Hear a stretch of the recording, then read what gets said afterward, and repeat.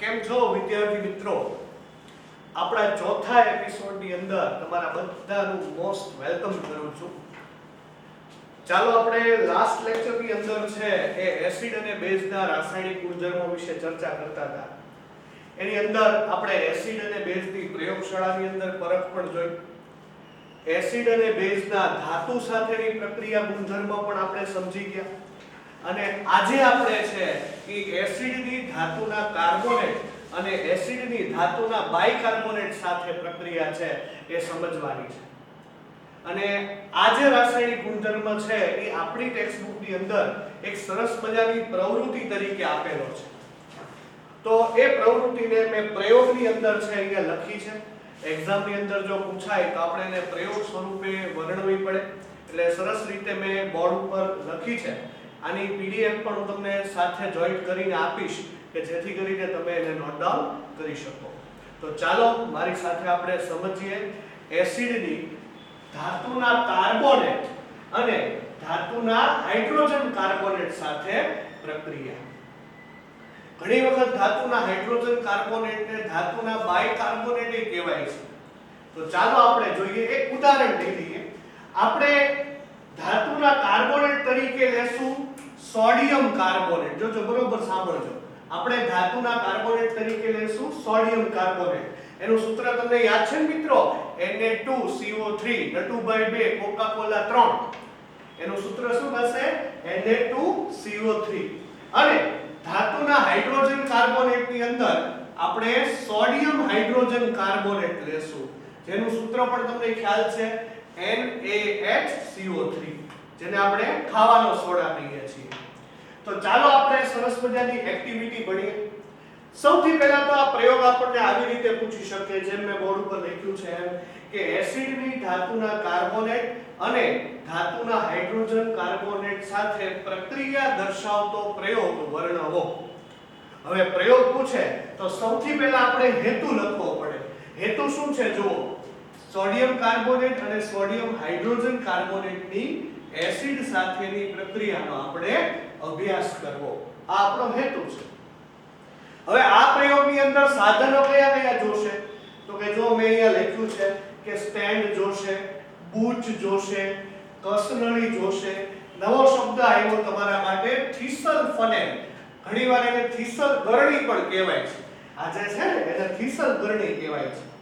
એનો પણ ઉપયોગ થશે અને વિમોચન નળીનો ઉપયોગ થશે. સંયોજનોની અંદર કોણ કોણ જોશે? તો કે સોડિયમ કાર્બોનેટ, જેમ હમણાં જ મેં તમને સૂત્ર કીધું સોડિયમ કાર્બોનેટનું Na2CO3 N2/2 કોકા-કોલા 3. અને સોડિયમ બાયકાર્બોનેટ NaHCO3, જેને આપણે ખાવાનો સોડા પણ કહીએ છીએ. મિત્રો યાદ રાખજો, આને બાયકાર્બોનેટ પણ કહેવાય અને ઘણી વખત સોડિયમ હાઇડ્રોજન કાર્બોનેટ પણ કહેવાય. અને મંદ HCl જોશે. સૌથી પહેલા આ આકૃતિ જે મેં બોર્ડ ઉપર દોરી છે, તમે 2 મિનિટ વિડિયો છે એને પોઝ કરીને તમે આકૃતિ દોરી શકો છો. ચાલો આપણે બધા સાથે આની અંદર નામ નિર્દેશન કરીએ. તો કે ભાઈ સૌથી પહેલા આ જે ભાગ છે, આ ભાગ છે એ શું છે? ઘણા કે સર એમાં કઈ કેવું ન પડે, આ તો સ્ટેન્ડ છે. પછી આ જે ભાગ છે, આ ભાગ છે એ શું છે? તો કે આ ભાગ છે કસનળી છે. કસનળીમાં ખબર પડે બધાને, ટેસ્ટ ટ્યુબ. પછી આ જે ભાગ છે ઉપર, આ જે ગરણી જેવો જે ભાગ છે, બરોબર, જો આ ગરણી જેવો ભાગ છે એને આપણે નામ આપી દઈએ થીસલ ગરણી. શું નામ આપી દઈએ? થીસલ ગરણી. પછી આ જે ભાગ છે ગ્રીન કલરનો ભાગ, આ ભાગ છે એને આપણે ગઈકાલે તમને ખ્યાલ હોય તો નામ આપ્યું હતું વિમોચન નળી. પછી આ કસનળીની અંદર છે, બરોબર, સાંભળજો, આ કસનળીની અંદર છે આ નીચે શું ભર્યું છે?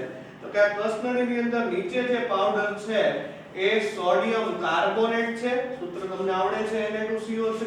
અથવા તો આપણે બીજું કયું લઈ શકીએ? Sodium hydrogen carbonate. એક વસ્તુ મિત્રો યાદ રાખજો, પાછળ CO3 નું પૂંછડું આવે એટલે શું લાગે? કાર્બોનેટ. આ સોડિયમ કાર્બોનેટ છે, આ સોડિયમ હાઇડ્રોજન કાર્બોનેટ છે. આ ધોવાનો સોડા અને આ ખાવાનો સોડા. ચાલો આગળ વધીએ. આ કસનળીની અંદર શેનું દ્રાવણ છે? આ કસનળીની અંદર શેનું દ્રાવણ છે? તો કે આ કસનળીની અંદર છે આપણે લીધું છે કેલ્શિયમ હાઇડ્રોક્સાઇડ નું દ્રાવણ. કેલ્શિયમ હાઇડ્રોક્સાઇડ નું સૂત્ર શું થશે?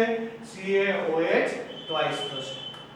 અને આ થીસલ ફનેલ માંથી છે અહીંયા આગળ છે જે ટીપા આપણે ઉમેરીએ છીએ એ શું થશે? તો કે મંદ HCl ઉમેરશું. શું થશે? મંદ HCl છે એ આપણે ઉમેરશું. તો આ સરસ મજાની વાત થઈ ગઈ આકૃતિ વિશે. હવે આપણે પદ્ધતિ સમજીએ. પદ્ધતિ સાવ સહેલી છે. જો સૌથી પહેલા એક કસનળી લો. ઘણા કે આ સાહેબ લઈ લીધી. હાલો બોલો. એક કસનળી લો. હવે કસનળીની અંદર છે આપણે શું ઉમેરશું? તો કે એમાં 0.5 ગ્રામ 0.5 ગ્રામ છે સોડિયમ કાર્બોનેટ અથવા 0.5 ગ્રામ સોડિયમ હાઇડ્રોજન કાર્બોનેટ લો. ઘણા કે સાહેબ બે લઈ લીધું પછી આગળ? તો કે હવે થીસલ ગળણી દ્વારા ધીમે ધીમે આ થીસલ ગળણી છે. થીસલ ગળણી દ્વારા ધીમે ધીમે તેમાં મંદ HCl ઉમેરો. આપણે એની અંદર HCl ઉમેરવાનો છે. પરિણામે શું થશે? તો કે અહીંયા તમે જે સોડિયમ કાર્બોનેટ અથવા સોડિયમ હાઇડ્રોજન કાર્બોનેટ લીધું છે ગળણીમાંથી તમે મંદ HCl નાખ્યું. બંને વચ્ચે પ્રક્રિયા થશે અને એક વાયુ ઉત્પન્ન થશે. આ વાયુને વિમોચન નળીમાંથી પસાર કરી CaOH ટ્વાઇસ ના દ્રાવણમાં પસાર કરો અને શું થાય છે એનું અવલોકન કરો. ઘણા કે સાહેબ પ્રક્રિયા થવાની જ છે. મિત્રો આ વાયુ કયો હશે ખબર છે તમને? આજે એની વાત આપણે આગળ અવલોકનમાં કરવાની છે. તો જોજો આપણે અહીંયા મંદ HCl ઉમેર્યો, અહીંયા સોડિયમ કાર્બોનેટ અથવા સોડિયમ હાઇડ્રોજન કાર્બોનેટ છે, બંને વચ્ચે પ્રક્રિયા થાય છે, જે વાયુ ઉત્પન્ન થશે એનું અવલોકન તમારે કરવાનું છે. એ વાયુને કેલ્શિયમ હાઇડ્રોક્સાઇડના દ્રાવણમાં પસાર કરો અને તેનું અવલોકન કરો. હવે કયો વાયુ ઉત્પન્ન થશે ને એ હું તમને સમીકરણ દ્વારા સમજાવું. ચાલો આપણે અહીં આગળ છે એ સમીકરણ લખીએ. બરોબર ધ્યાન આપજો, એલર્ટ રહેજો. માની લ્યો કે આપણે સૌથી પહેલા લીધું સોડિયમ કાર્બોનેટ Na2CO3. બરોબર જોતા જજો, ધ્યાન અહીં આપજો. સૌથી પહેલા છે આપણે લઈએ Na2CO3 જેનું નામ તમને ખ્યાલ છે સોડિયમ કાર્બોનેટ. એની અંદર આપણે માની લ્યો કે HCl ઉમેરીએ. શું ઉમેરી દઈએ? HCl hydrochloric acid. હવે જો તમે લોકો એમ કહેશો સાહેબ અહીંયા Na2 છે ને તો સામે Cl એ 2 લેવા પડે એટલે અહીંયા આગળ આપણે 2 કરી નાખશું. તો જો જોઈ અહીંયાથી 2 Na અને અહીંયાથી 2 Cl એટલે શું દૂર થશે? 2NaCl વત્તા. હવે જો એક રાજની વાત કહું છો, યાદ રાખજો ભાઈ, સમીકરણ હા વેલું છે. આ જો CO3 છે ને, આ CO3 છે ને એમાંથી એક ઓક્સિજન છે ને 2H ને આપી દો. આ CO3 છે ને એમાંથી એક ઓક્સિજન છે આ 2 હાઇડ્રોજન ને આપી દો. તો 2 હાઇડ્રોજન ને એક ઓક્સિજન શું બનાવે? H2O. H2O તો ખબર છે ને પાણી. અને હવે આ CO3 માંથી એક ઓક્સિજન વયો ગયો હોય તો બીજું શું હોય? CO2. લ્યો મિત્રો તમારું આ સમીકરણ છે તૈયાર છે. ત્યાંથી જોવો જોઈ કયો વાયુ ઉત્પન્ન થયો? CO2. CO2 બોલે તો કાર્બન ડાયોક્સાઇડ. આગળ વધીએ.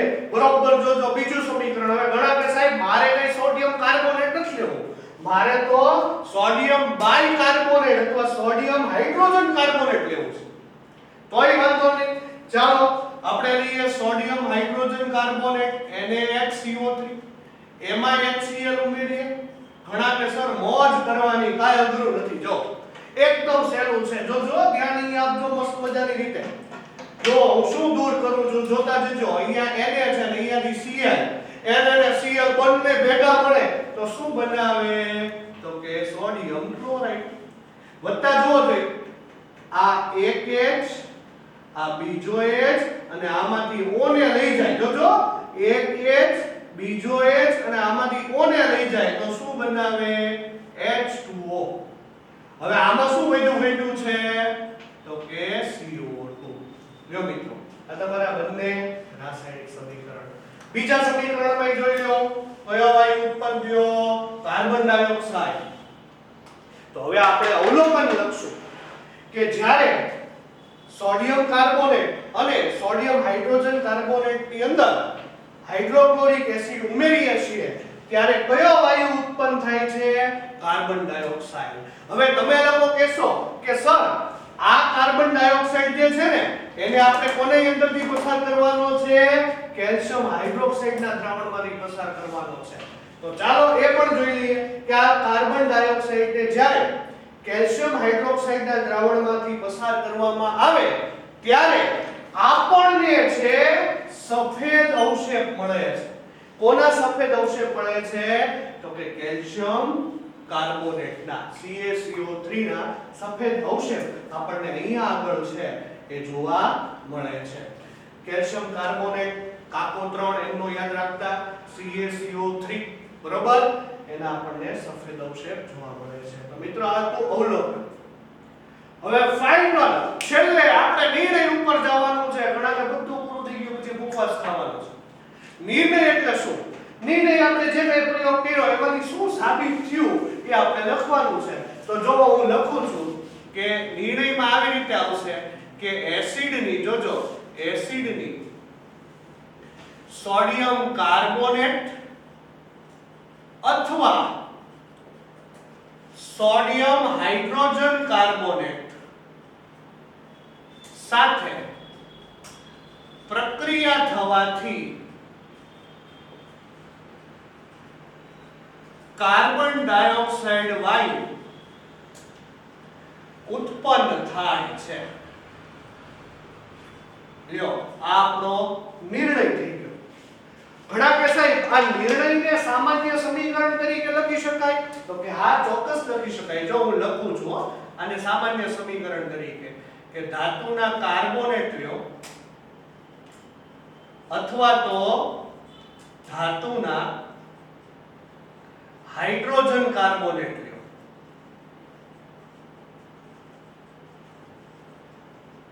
આ બધાની પ્રક્રિયા જો આપણે એસિડ સાથે કરીએ તો શું મળે? તો કે તમને ખબર છે એક તો ક્ષાર મળે, બીજું પાણી મળે અને ત્રીજું કાર્બન ડાયોક્સાઇડ મળે. તો એ જ વસ્તુ અહીંયા લખીશ કે ક્ષાર મળે છે, પાણી મળે છે અને કાર્બન ડાયોક્સાઇડ મળે છે. તો મિત્રો અહીંયા આગળ છે આપણો આ સરસ મજાનો પ્રયોગ, મસ્ત મજાનો પ્રયોગ છે એ કમ્પ્લીટ થયો. હવે આગળ વધીએ કે આ પ્રયોગને અનુલક્ષીને કેટલાક એપ્લાઇડ સવાલ તમને એક્ઝામમાં કોઈ ટીચર પૂછી શકે 1 કે 2 માર્કમાં. તો એ સવાલો પણ હું તમને સાથે લઈ લઉં છું. ઘણીવાર કોઈ ટીચર આમ પૂછે, જોજો બરોબર સાંભળજો. ઘણીવાર કોઈ ટીચર આમ પૂછે કે કેલ્શિયમ હાઇડ્રોક્સાઇડના દ્રાવણમાં ઓછા પ્રમાણમાં CO2 પસાર થાય. જોજો શબ્દ બરોબર સાંભળજો, શબ્દને પકડજો. ઓછા પ્રમાણમાં જો CO2 ને પસાર કરીએ તો શું મળે? વધુ પ્રમાણમાં CO2 ને પસાર કરીએ તો શું મળે? અને એના સમીકરણ આપો. એના સમીકરણ આપો. તો ચાલો આપણે આપી દઈએ. ઓછા પ્રમાણમાં તમે CO2 પસાર કરશો તો શું મળશે? વધુ પ્રમાણમાં તમે CO2 પસાર કરશો તો શું મળશે? ચાલો જોઈએ. જોજો હું અહીં આગળ લખું છું. પહેલા આપણે ઓછા પ્રમાણનું જોઈએ. ચાલો આ CaOH ટ્વાઇસ નું દ્રાવણ જોજો. CaOH ટ્વાઇસ નું દ્રાવણ એની અંદરથી આપણે છે એ CO2 ને પસાર કરીએ, કાર્બન ડાયોક્સાઇડ ને પસાર કરીએ. ઘણા કે સાહેબ આ તો હાવ એવું છે, રમકડા જેવું છે. જો ધ્યાન અહીં આપો, હાવ ઇલેક્ટ્રિક છે બરોબર. જો કેટલા હાઇડ્રોજન દેખાય છે? 2. એ એક ઓક્સિજન ને લઈ જાય તો શું છૂટું પડે? તો કે ઘણા કે સાહેબ એમાં કઈ કહેવાનું હોય H2O છૂટો પડે. શું છૂટું પડે? H2O છૂટો પડે. હવે જો તો અહીંયા એક O વધ્યો છે, એ એક O ને આની અંદર ભેળવી દો. અહીંયા જે એક O વધ્યો છે ને એ આની અંદર ભેળવી દો તો શું બની જાય? CO3 અને એને આની હારે જોડી દો તો શું બને? CaCO3. આનું નામ તો તમને આવડે છે ને, કેલ્શિયમ કાર્બોનેટ, ચૂનાનો પથ્થર. આપણે લાઇમસ્ટોન પણ ઘણીવાર કહીએ છીએ. તો મિત્રો યાદ રાખજો કે કેલ્શિયમ હાઇડ્રોક્સાઇડ માંથી ઓછા પ્રમાણમાં CO2 ને પસાર કરતા કેલ્શિયમ કાર્બોનેટ બને છે. હવે આપણે વધુ પ્રમાણમાં CO2 આમાંથી હજી જે બધી પડી CO2 પસાર કરવા, તો જોજો બરોબર જોજો, હું આનું આ પાછું લખું છું કે કેલ્શિયમ કાર્બોનેટ છે વત્તા પાણી છે અને એમાં હજી વધુ પ્રમાણમાં આપણે શું પસાર કરીએ છીએ? કાર્બન ડાયોક્સાઇડ પસાર કરીએ છીએ. ચાલો પણ આપણે સાહેબ હવે અઘરું છે, એટલે કાંઈ અઘરું નથી, જો હાવ વહેલું છે, સમજાવું હાવ વહેલું છે. જો તમને ટ્રીક આવડતી હોવી જોઈએ, ટ્રીક યાદ રાખો. જો આ એક કોને પહેલા છે ને આમાં ભેળવી દો, કોને કહેવાનો વયો જાવલાની અંદર, કોની અંદર CO2, તો એક આમાં ભળી જાય તો શું થઈ જાય? CO3, બરોબર. હવે આ CO3 કેટલા CO3? 2 CO3 થયા. અને આ જો તો હાઇડ્રોજન કેટલા છે? 2. એટલે પહેલા જો લખી નાખું છું કેલ્શિયમ ના કેલ્શિયમ. હવે જો તો કેટલું ડબલ થયું? ઘણા કે સાહેબ હાઇડ્રોજન 2 છે અને આ CO3 તે ટૂંકમાં 2 થઈ ગયા, તો એને આવી રીતે લખાય Ca હાઇડ્રોજન પછી CO3, આ બધું 2 વખત. અને વાંચતા આવડે છે Ca કૌંસમાં HCO3 twice. આને બોલાય કેલ્શિયમ હાઇડ્રોજન કાર્બોનેટ. શું બોલાય? Calcium hydrogen carbonate. બીજું નામ આવડે? Calcium bicarbonate. હાઇડ્રોજન હોય તો બાય આવે એમ યાદ રાખવાનું.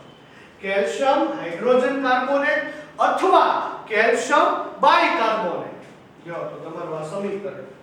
તો મિત્રો યાદ રાખજો કે કેલ્શિયમ હાઇડ્રોક્સાઇડમાંથી ઓછા પ્રમાણમાં CO2 પસાર કરીએ તો CaCO3 એટલે કે ચૂનાનો પથ્થર બને, અને જો તેમાં વધુ પ્રમાણમાં હજી પણ CO2 પસાર કરીએ તો કેલ્શિયમ હાઇડ્રોજન કાર્બોનેટ મળે છે. હવે ઘણી વખત કોઈ ટીચર તમને આવી રીતે પૂછે કે આ જે કેલ્શિયમ કાર્બોનેટ છે એ કુદરતમાં કયા સ્વરૂપે છે? ઘણા કે સાહેબ ચૂનાનો પથ્થર અમને ખબર જ હોય ને, પણ એ કુદરતમાં છે એ કયા સ્વરૂપે મળી આવે છે? તો મિત્રો યાદ રાખજો, કુદરતમાં પહેલું પોતે જ છે ચૂનાનો પથ્થર એટલે લાઇમસ્ટોન તરીકે મળી આવે છે. બીજું આરસ પહાડની અંદર મળી આવે છે, ચોકની અંદર છે એ મળી આવે છે, પરવાળા જે તમે દરિયાની અંદર જોયા છે એમાં મળી આવે છે, શંખ સ્વરૂપે પણ આપણને કેલ્શિયમ કાર્બોનેટ મળી આવે છે. તો સરસ મજાનું યાદ રાખજો. આપણને નાનકડો સવાલ પૂછાઈ શકે કે કેલ્શિયમ કાર્બોનેટ આપણા પૃથ્વી ઉપર કુદરતમાં કયા સ્વરૂપે મળી આવે છે? તો કે લાઇમસ્ટોન, આરસ પહાડ, ચોક, પરવાળા છે, શંખ છે વગેરે સ્વરૂપે છે એ મળી આવે છે. અને છેલ્લો સવાલ એક્સ્ટ્રા કે જો સોડિયમ કાર્બોનેટના જલીય દ્રાવણમાં, શબ્દ સાંભળજો, રમત છે, સમીકરણ તમારે બનાવવાનું છે.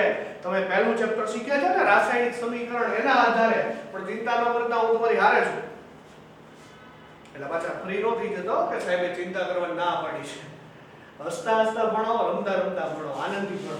ચાલો, શું કીધું છે કે સોડિયમ કાર્બોનેટના જલીય દ્રાવણમાં CO2 વાયુ પસાર કરતા શું મળે? પાછા એવું ન કહેતા એ તો અમારા સાહેબને ખબર શું મળે. ચાલો જોઈએ. સોડિયમ કાર્બોનેટનું જલીય દ્રાવણ એટલે જો હું સમીકરણ બનાવું છું, જોજો આ સોડિયમ કાર્બોનેટ Na2CO3 એનું જલીય દ્રાવણ એટલે કે એમાં શું ઉમેરી દેવાનું? પાણી ઉમેરી દેવાનું. સોડિયમ કાર્બોનેટ એનું જલીય દ્રાવણ. હવે એની અંદર શું ઉમેરવાનું છે? તો કે એની અંદર કાર્બન ડાયોક્સાઇડ ઉમેરવાનું છે. અને શું મળે એ તમારે કહેવાનું છે. ચાલો જો એક જાદુ શીખડાવો. આ એક કા ડબલ ચાન્સ છે, એક કા ડબલ.